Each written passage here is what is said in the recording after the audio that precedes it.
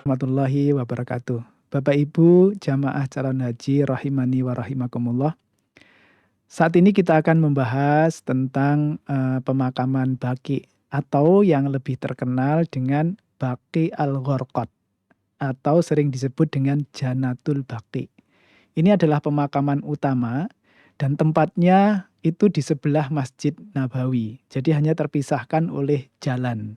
Sehingga panjenengan kalau sudah ke Masjid Nabawi itu bisa sangat mudah untuk ziarah ke makam Baqi ini.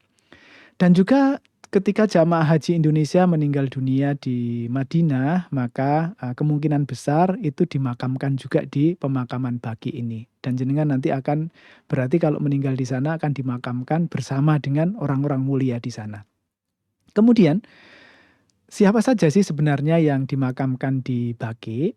Pertama yang dimakamkan di Baqi adalah dari Ahlul Bait atau keluarga Nabi Muhammad SAW. Pertama di sana dimakamkan Fatimah Az-Zahra, yakni putri tercinta Rasulullah SAW. Kemudian dimakamkan juga Ibrahim. Ibrahim itu putranya Rasulullah SAW yang wafat saat masih kecil.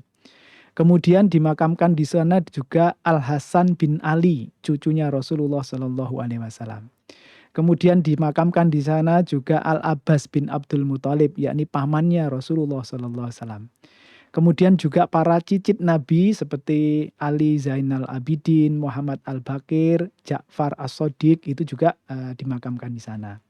Kemudian yang kedua yang dimakamkan adalah istri-istri Nabi atau Ummahatul Mukminin.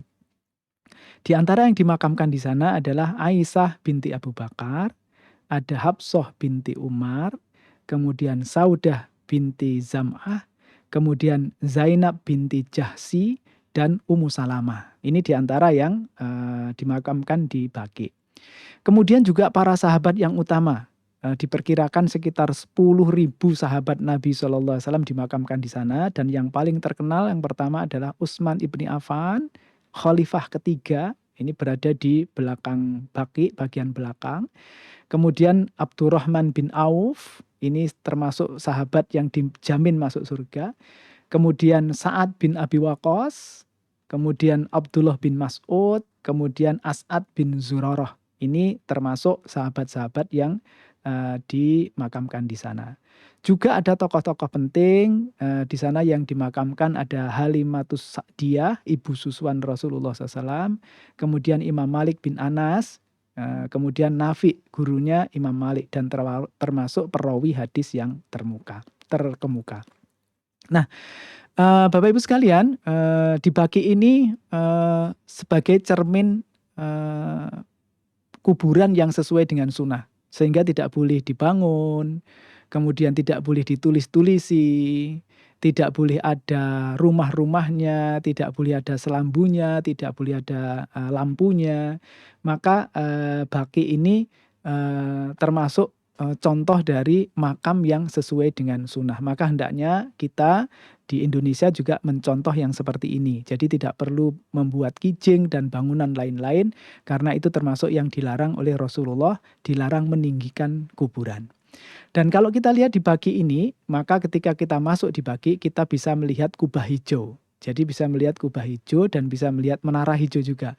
Berarti ini berada di depan Masjid Nabawi sebelah kiri. Sehingga dari situ ketika kita sudah berada di Masjid Nabawi, akan sangat mudah kita untuk ziarah ke makam Baqi.